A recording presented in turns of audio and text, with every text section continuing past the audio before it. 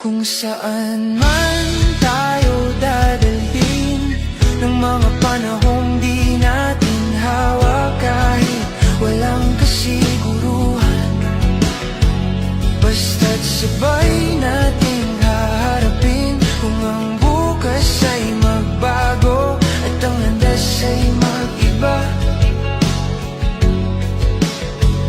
kung saan man tayo dadalhin, sabay pa rin akong lalakad.